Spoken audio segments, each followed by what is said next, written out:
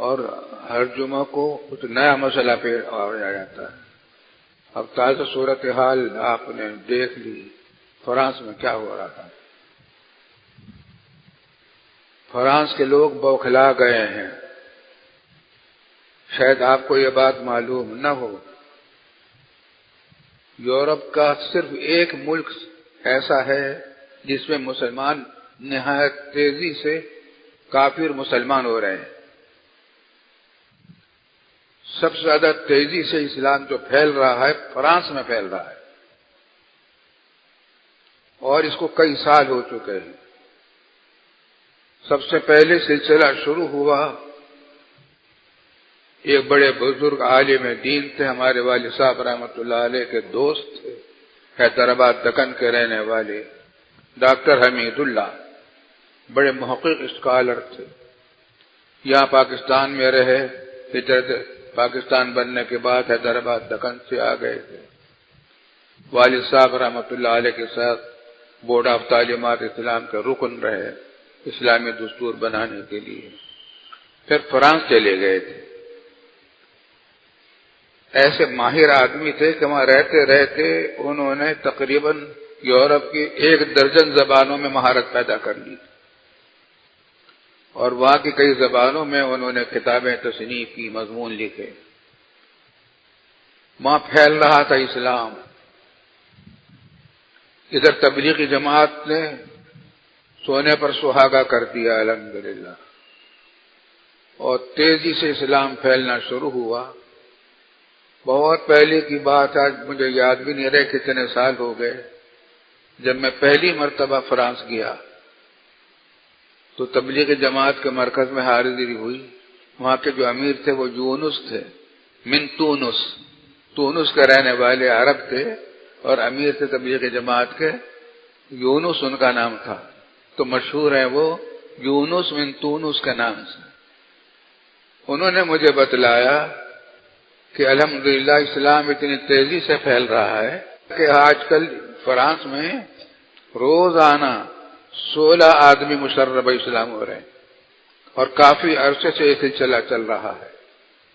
16 آدمی مشرب اسلام روزانہ ہو رہے ہیں، اور جتنا اور اسلام پھیلتا جا رہا ہے۔ ہمارے دارالعلوم کے پڑھے ہوئے حافظ قرآن تھے، اب بہت عرصے رہنے والے تھے سری لنکا کے، پھر جا کر وہاں آباد ہو گئے فرانس میں۔ انہی کی دعوت پر میں ایک مرتبہ گیا، دوسری مرتبہ گیا،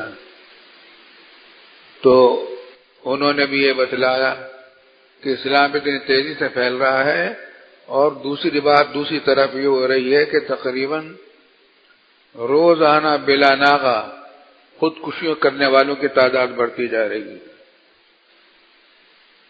میں نے پوچھا کیا بے روزگاری ہے، فقر و فاقہ ہے؟ کہا کہ نہیں، گھبراہٹ ہے، بے چینی ہے، کفر کی بے چینی تھی، چین نہیں آتا، خودکشیاں کر رہے تھے بے تحاشا لوگ۔ اسلام پھیل رہا ہے، بوکھلا گئے ہیں، چنانچہ انہوں نے پردے پر پابندی لگائی خواتین پر کہ برقع نہ پہنے، نقاب نہ ڈالیں۔ میں جرمنی گیا تو بعد میں تو صبر کر کے آ جاتے تھے۔ میں نے کہا بھائی تمہارے یہاں پابندی لگ رہی ہے پردے پر؟ کہنے کہ بہت اچھا ہو رہا ہے، اتنی وہ پابندی لگاتے جا رہے ہیں، جو پہلے پردہ نہیں کرتی تھی عورتیں وہ بھی پردہ کرنے لگی ہیں، اب پردہ پھیلتا جا رہا ہے ہمارے یہاں۔ تو بوکھلا گئے ہیں فرانس کے لوگ۔ وہاں کے وزیر اعظم سے کسی نے پوچھا تھا، برسوں کی بات کہہ رہا ہوں، کہ آپ کا اسلام تیزی سے پھیل رہا ہے؟ کہ ہاں پھیل رہا ہے۔ کہا کہ اگر یہاں کی اکثریت مسلمان ہو گئی، یہاں کے آثار تو ایسے نظر آ رہے ہیں کہ شاید اکثریت مسلمان ہو جائے، پھر آپ کیا کریں گے؟ کہنے لگا خود میں بھی مسلمان ہو جاؤں گا۔ تو فرانس کے لوگ بوکھلائے ہوئے ہیں، اور آج ہی خبر ہے کہ چرچ کے اندر ہماری مسلم خاتون کو کسر قلم کر دیا ان خبیث لوگوں نے، اور 2 مسلمانوں کو اور شہید کیا ہے، اس واسطے کہ اسلام روکنے کی تدبیر ان کے سمجھ میں نہیں آ رہی۔ رکے گا نہیں اسلام تو پھیلے گا، جتنا روکنا چاہیں گے پھیلتا جائے گا۔ الحمدللہ ہم نے اپیل کی ہے، مطالبہ بھی کیا ہے کہ NIC کا ایسے ابلاغ بلایا جائے اور ان تمام مسلم ممالک ان کا بائیکاٹ کریں، تجارتی بائیکاٹ بھی کریں اور ان کے سفارتی تعلقات بھی ختم کریں. یہ اس قابل نہیں ہے کہ مسلمانوں کے ساتھ ان کا دوستانہ ہو.